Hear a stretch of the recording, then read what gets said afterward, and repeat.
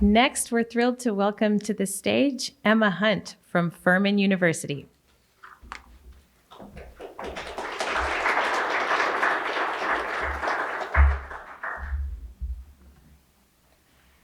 Thank you. Hopefully, this is going to be a little less depressing than last year. How I teach to get my students thinking a lot more positively about mining in the US. Because we all know, we need these critical minerals for sustainability, green technologies, and how we actually get people who start off with very little interest in science and change our teaching to make them interested in majoring and working in the industries. So there's far more challenges than I can describe in 12 minutes. So I'm going to focus on addressing perceptions, because this photo does not inspire joy in my students, but is a really common view of a mine.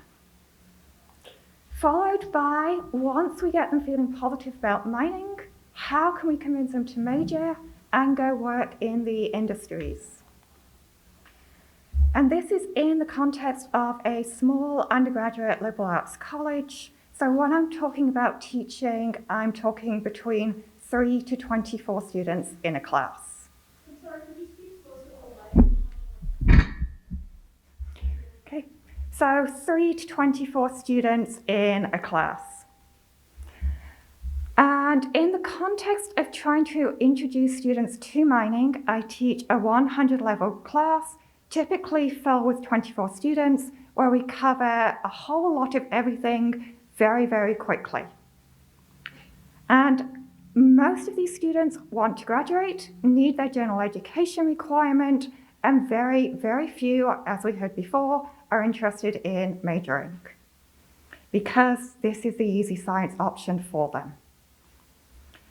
And at the start of mineral resources, they poll neutral to relatively negative about the mineral industries in the US.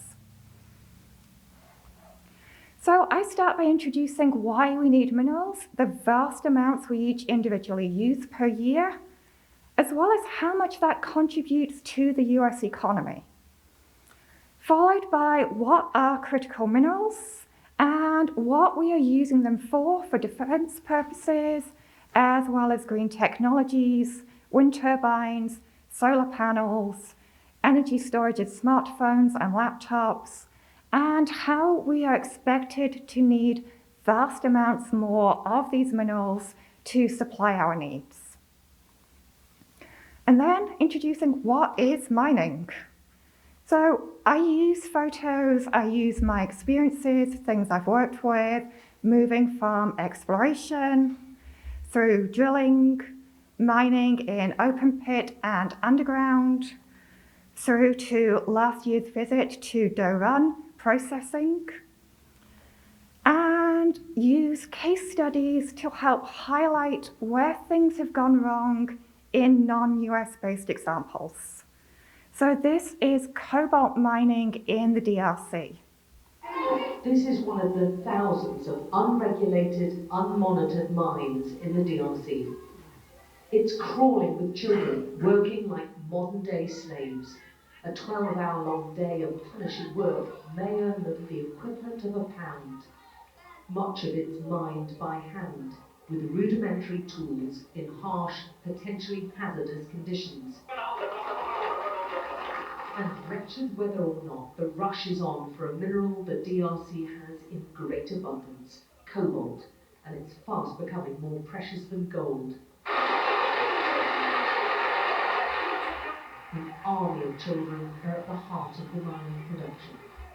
Wearing no shoes and in the most wretched conditions, Dawson is ordered to retrieve the sack he's forgotten. There's an urgency now. The rains make this dangerous work even more risky, and Dawson's told in no uncertain terms he risks a beating if he messes up again. Dawson, with Richard beside him, have worked all day. They're 8 and 11 years old.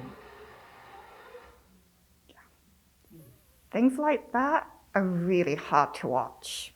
There's a whole lot worse stuff in that video. I cut it down. Okay, my slide is out of date, but if you compare that to US Strategic Minerals, who are or can be recovering cobalt here in Missouri, creating jobs while remediating the environment, students start to feel more positive about cobalt extraction in the US. Mining does create environmental damage. We don't get away from that. But we do have significant reclamation, legally state federally required, so the land is repaired after mining, in most cases now in the US.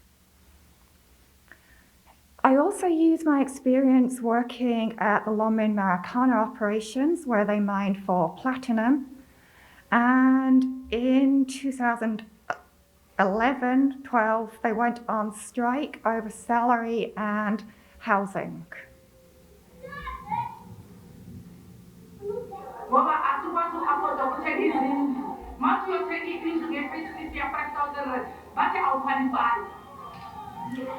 So the striking workers gathered on this kopje, a hill.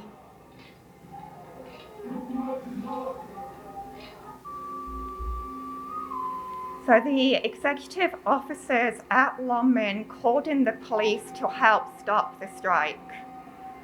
The aim was for the police to surround the striking workers with razor wire, but their plan did not work, ending up in what became known as the Maracana Massacre.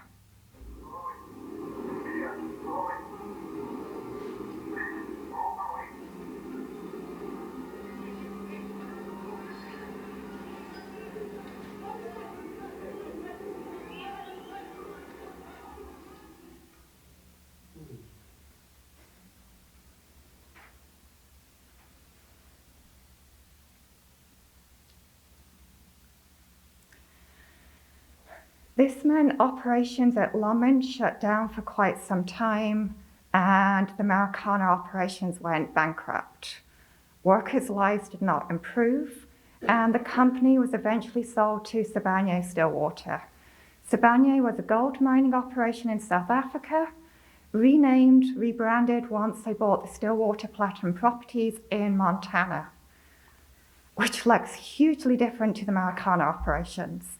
The surface footprint is hardly visible, and according to Sibanye-Stillwater, the operations here bring in thousands of jobs in Montana, as well as millions of dollars of income to households within Montana. So after going through this with my students, their feelings considerably changed towards the end of the section. They are feeling way more positive about mining and processing in the US. Unfortunately, it's not quite so simple as just showing a set of PowerPoints. Peter, who taught the same section simultaneously, I gave him an exact copy of my slide deck, and his results are not so impressive. However, he did have a student email saying, I love the mineral resources section. How can I major? How can I get into the industry? So there are positives to this. Of course, not every foreign mine is an issue. There are many good ones. There are many better examples, and I do show those too. Second part, once we've got students feeling that much more positive, how do we get them to the point where they can go work? And this is where my cat Lucky comes in. She is the best cat in the world, and my students are close to believing in that. She is a true geology kitty and is excellent at teaching complex topics. She is also extremely talkative and helps me make videos like this one. Lucky, want to have crystal chemistry? Good girl. How do you want to help her? Will I fix like this? To have show for me?